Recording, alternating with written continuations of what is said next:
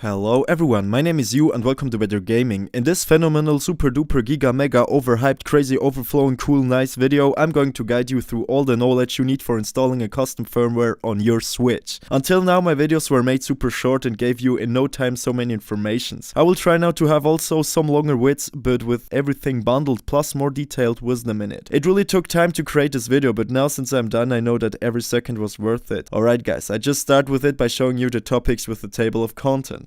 Some of my videos were deleted, secreted, mistreated, so I need this cover for having it shielded, call it preheated. First, at the beginning I will show you why you should jailbreak your Switch, what you can do with it and why it's a must in my opinion. Second, then I will talk about if it's safe and what's the worst case, plus I'll add a cool pro and contra diagram. Third, then I'll explain what a patched unpatched Switch is and how you can verify it if your Switch is a patched or unpatched one, and what your possibilities are with the patched Switch. Also, I'll show you here what you need for homebrewing your Switch. Fourth, I will explain the difference of Atmosphere and Hackaday and what you can do with it. Fifth, then we start to install everything in this order: Hackaday, then Emunent, and then Atmosphere. Also, I'll explain what an Emunent is. Sixth, I will show you what tinfoil is and also talk about the SIG patches, which are needed for starting up games and apps, and we will installing a free shop. Seventh, the different install files like nro/nsp and how they work. Eighth, what is the Homebrew App Store? Ninth, top homebrew apps which you definitely need after jailbreaking, and last but not least, 10th, our Discord server, which will be a massive help for you and your jailbroken Switch. Alright guys, let's start. First, why should you jailbreak your Switch? Alright, first of all, what you're actually doing with jailbreaking is to get access to the full console. You can compare it with iPhone and Android. On Android you have definitely more options of doing stuff like installing third-party programs, and with Apple it's the opposite side. So once you jailbroke your Switch, you have fully control of your console. You can install third-party apps from developer, install games for free, you can cheat inside your games, overclock your console so that it's 40% faster, set themes for every menu, install Android and Linux on it, listen to music while playing, watch movies, and. The list just don't stop since there are plenty developer on creating new stuff. Second, is it safe to jailbreak? So you can get banned from Nintendo if you jailbreak it. Now, we have some sort of protection with an Emunent or the incognito settings inside tinfoil, or change your DNS settings. Now, if you don't have any idea what this is, those are the most protect methods on the scene so far. I'll explain later what an Emunent is. For the incognito mode, it is like this. Most of the people use it because it's very easy to install, the most easiest, but it attacks your prot info file inside your Switch, which is very important for the health of your console, so I don't recommend this really. Also, you have like a 50% chance of not getting banned, but there is a way how you can change your DNS settings manually. I'll show you that quickly after I talked about the patched/unpatched Switch, because we want to have that first before we jailbreak. Also, jailbreaking a Switch doesn't mean that it's constantly forever jailbroken. Once you shut it down, you need to boot it up with your PC or RCM loader. I will explain it to you a little bit better later. Third, what is a patched and what an unpatched Switch? For that, let me talk a little about the story of the Switch piracy scene. It really is interesting, so make sure to not skip this. The Switch was being released on the 3rd of March 2017, which is almost 5 years ago. Team Executor was a team which found only a month after the release an internal exploit, which means a way to jailbreak the Switch but through the hardware. So Nintendo heard about this and they realized that the jailbreak can't be only patched with a software update. They needed to change the graphic chip card, so Nintendo really decided to change the Switch build-up because of this team, and this is so funny, right? So the Switch which had a lack of protection at the beginning are the unpatched Switches. So the jailbreakable Switches are the unpatched one. Afterwards, Nintendo patched them with a build-up change inside the console, so every Switch after that is a patched Switch, patched by Nintendo of course. Short after they patched the console, they brought a new Switch online, which was a Switch with a longer lifetime, the V2. So many people think every V1 can get jailbroken, but that's not true. The V2 version was just produced after Nintendo realized that the Switch had a lag. So not only every V2 is a patched Switch, but some of the V1 too. For comparing if your Switch is a patched or unpatched one, there are plenty websites with which you can compare the serial number of your console to see if it's patched or unpatched. From comparing comparing, click on the link in the description, ismyswitchpatch.com, and compare it with the console serial number which you'll find here on your console. So let me tell you facts. Every serial number which starts with XKW, XJW, XTW is patched. Also, all V2 switches, switch lights, and OLED switches are patched. So you can't jailbreak them. That easy. There is a way to still jailbreak patched switches. Let me continue with the story of the piracy scene so that you can understand. After Nintendo brought up the patched switch in July 2018, Team Executor teared down the console and built mod chips which they explained how to install and sold those online. Now, here comes the thing. Two of the team leaders got arrested 20th of August 2020 because they made profit out of copyright claim. Everything they've done till then were super good and legal, but to create mod chips for jailbreaking the Switch was one step too far for Nintendo. Understandable. The mod chips were gone and it was a hard punch for the piracy scene of the Switch. So yeah, with those mod chips which they took out from the website, you could have easily jailbreak your Switch. Now, very cool is that many saw their big chances of selling those chips with a cloned mod chip. The most knowable is the HW Fly mod chip, which is still online, but you can find them very easy. On the Discord server we got the information you need for that, but I can't put the links here in the description because of reasons. The biggest negative thing about them is that they cost like 150 bucks. A video on how to install such a chip will come soon. I tried it a week ago. Went to Africa a week ago. And felt like a noob, but it was because I did something really wrong and now I learned from it. So stay tuned for that video and make sure to subscribe to see once it's here. Kill the lion, then I kill a goat. Kill a goat. Now that you know if you can jailbreak your Switch or not, let's jump to the requirements which you need for installing in custom firmware on your console. First, you'll need a USB to USB-C cable for connecting your Switch with your PC. Then you need a micro SD to USB adapter for connecting your micro SD card with your PC. For that, it's clear that you need a micro SD. I recommend to have at least 128 gigabytes, but 256 or up are the best since they deliver data much faster. Last but not least, you will need to have an RCM jig. If you haven't one yet, you can find a link inside the description in which you can buy it for $5. Fourth, now before we start to install anything, make sure to understand the difference between Atmosphere and Hackaday. Atmosphere is the custom firmware which allows you to access to your whole console. So once that's installed, your Switch is jailbroken. Hackaday is more like a tool for Atmosphere. It's a boot menu of your Switch, so inside Hackaday you can do a lot of things like booting inside Android, change some very cool settings like the Auto RCM mode and. But I will talk a little more about it later. Finally, we can begin with the actual jailbreak. So, before we start, we want to change the DNS settings inside your console. So, first start your Switch and go to the settings of your console. Then go to the internet, then internet settings, click on your Wi-Fi connection and then change settings. Click on DNS settings and change it to manual. Now, you need to write 2 DNS number. Compare your location with the picture which is popping up inside the video and write the number exactly same as on the picture on your primary and secondary DNS setting. After you saved, check if it works with trying to open any Nintendo service application like the eShop.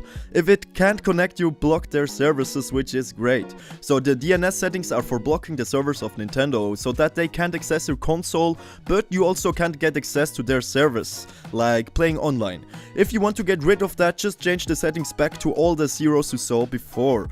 But for now, hold it, since we don't want to connect with Nintendo while jailbreaking. The very next thing is to format your SD card, which will delete everything inside of it. But don't forget, all game save files are inside the storage of the Switch, so they won't get deleted. For formatting, go to your settings all the way down to system, then again all the way down to format, and then format your SD card. Your Switch will restart after that. And then power off your console and go to your computer.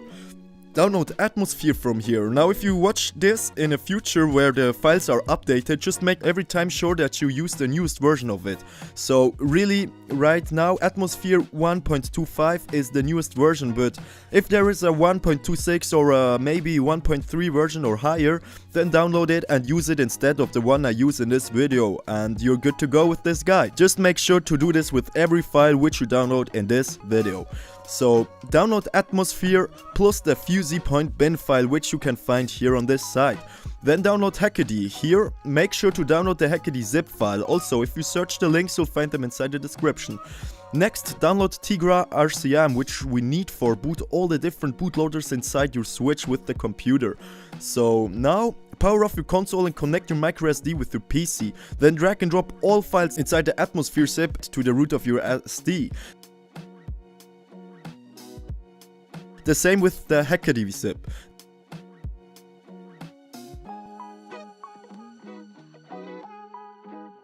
Now, you also got a Hackaday bin file inside the zip, which you want to have on your desktop next to the Fusey bin.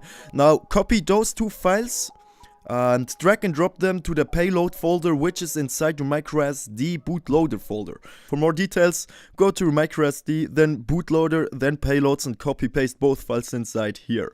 Once that's done, connect your Switch with your PC. It will probably start on, just power it off again. Then put the SD card back into your Switch and open Tigra RCM on your computer. Now, on the top bar of the program, you'll find a settings tab to which you want to go. Then click on install driver for installing it. Now, if you go back, you see the no RCM icon. So for putting our Switch into the RCM mode, we need to have it powered off. Take the right jig out and put the RCM jig in. Make sure to have the 2 pins on the bot side. After it's on the edge of the bottom, click the power button plus the volume up button once at the same time. If the no RCM icon changes to RCM OK, congrats, your Switch is in RCM. If not, your Switch will probably start on. Just power it off and try again until it works. Also, if your Switch is inside the RCM but your program don't show it as RCM OK, try another USB cable or change the USB port on your computer. Put your SD then back into your Switch. Once that's done, you need to click on the little folder icon on Tigra RCM, then search and find Hackaday bin on your desktop. Click on that and then bootloader. Now should Hackaday start on your console. Your console is actually jailbroken and you could open up Atmosphere, but we want to do it right and install an EmuNAND. EmuNAND stands for Emulated NAND. So to understand what emulated means, if someone emulates someone else, he's doing exactly the same as the other. So it basically means imitate or like a mirror, it does the exact same thing like something else. What does NAND stand for? NAND means nothing else than storage, or if it's easier, the hard drive. The emulating NAND or the storage which is imitating is a copy of the system which is installed on the Switch. The system or program which is installed on the Switch is called sysnand. For installing the EmuNAND, click on EmuMMC inside Hackaday. As you can see, is the EmuMMC disabled right now, so click on create EmuMMC, then on SD partition, click on continue and then OK. Here you want to give the EmuMMC 29 GB, so do as I show you here, then click on next step and start. Wait 10 seconds. Once that's done, click on close, then again on create EmuMMC, again on SD partition and then click on part 1. And wait about 20 minutes. Go and grab yourself a coffee and relax with some cool music while it's loading. Once it's finished, close the tab and go back to the Hackaday menu. As you can see, is EmuMMC enabled, so go back to the menu, click on launch. Now, it's not done yet, because we need to configure the text file of the Hackaday.ini file. For that, go back to the Hackaday menu, then click on tools, then USB tool and then SD card. Your SD should pop up on your computer with some random errors, just click them away. Then open the bootloader folder and open the Hackaday.ini file inside it. Now, in the description you'll find this config I wrote. Just copy paste it underneath the text which is here. It doesn't matter how many spaces are between, just have it inside. Then save it, close it, eject your card, go to your console and open up the launch menu again. Voila, here you can choose if you want to open the sysnand or the EmuNAND. So since we don't want to have our console bricked, we click on EmuNAND. If your EmuNAND get bricked, you can simply format your SD card and start over without any ban on it. Hey.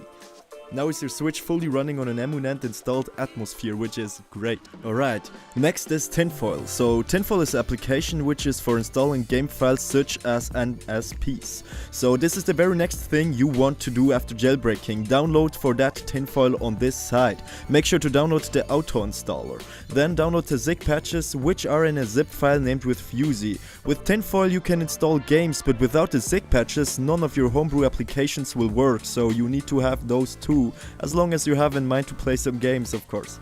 After you got your files, connect your micro SD with your PC and drag and drop all the files inside the tinfoil zip into the root of your SD card. The same thing with the SIG patches.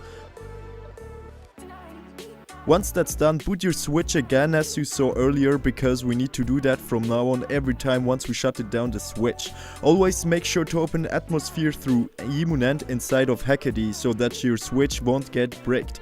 Don't forget to put your SD back inside the console, otherwise you'll get an error.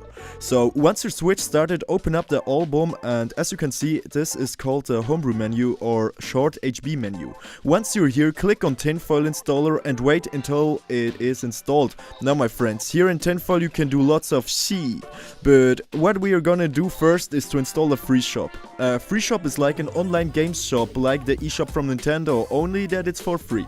So for that, come here into this menu and click minus. Then on the top click A and scroll until you find HTTPS. Then go to the host, click on it and type in stealthshop.cf. Then save the whole thing with clicking on X. Now a new tab has opened named as New Games. Once you open that, you can simply scroll through or search for your game which you want to download and install.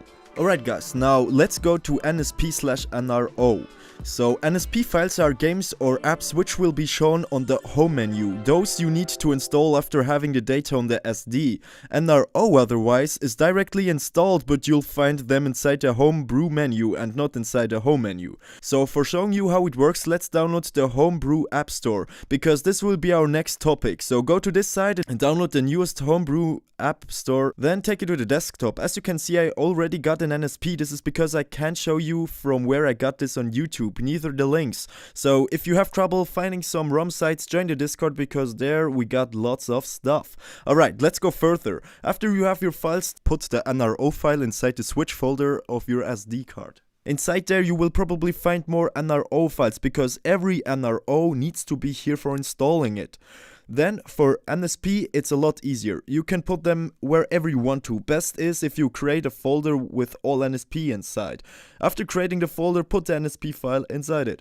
Then again, start your console with Hackaday, then emunent for starting Atmosphere. Then once you opened your album, you'll find the homebrew app store, which is pretty cool. Alright, but before we open it, let's open tinfoil for installing the NSP. Once you're here, click on this for opening the root of your SD and go to your NSP files, then click on them to install it. Now after installing, you can go to the home menu and have fun with your game. As you can see, it works like a charm.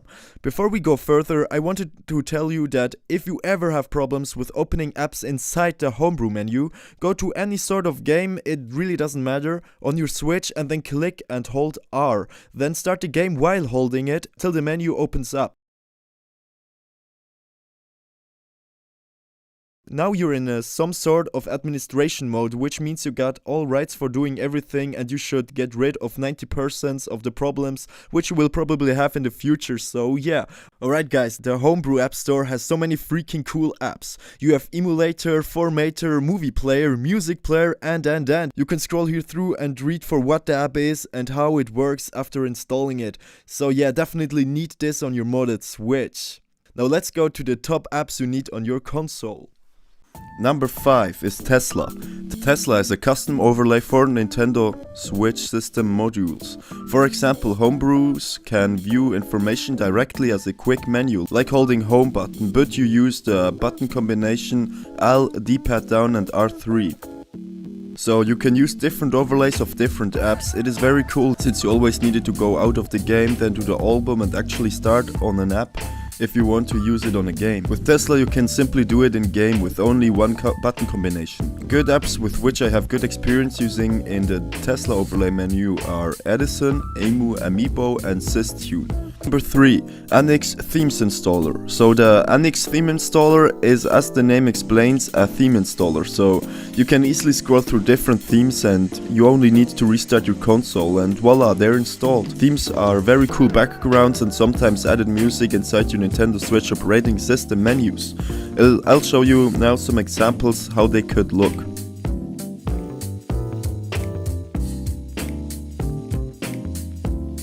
Number 2, PPSSPP. With this cool emulator you can play PSP games on your Nintendo Switch. Unlike the PSP emulator Adrenaline, which you installed on the PlayStation Vita, it's sadly not a full emulator, so you don't have the operating system installed.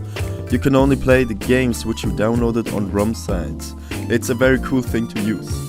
Alright my friends, why should you join our Discord? Because we got so many helpful things inside which we aren't allowed to publish on YouTube. You find there tips, tricks, links, and there's always someone who helps you with your problems. The moderator team is so crazy magnificent, it's actually unbelievable. Trust me, they will help to solve your problems in no time, since there's always somebody online 24/7. Also, the free shop which we installed earlier, remember, isn't the only one. There are plenty of them and they're going down very often, so one of our community just made a Discord bot with which you can check which free shops are online and which are offline. Again, thanks for that, buddy. Also, if you wish a video, just write it inside the Wish a Video channel and I try my best to fulfill your wishes. Yes, just try it out and you'll see the magic. Alright guys, there's a ton of hard work inside the vid and man, I'm so thankful to have it done now. Do you think we can handle 10k subs before New Year? Please let a like here and subscribe if you like this video. I also start from now on to expand a little bit inside the PlayStation 4 jailbreak scene, so be prepared for everything. Thanks for watching the whole video, you are one of the G's now, my brother. Don't forget to smile, my name is Yu, I hope I'll see you in the next time. Peace!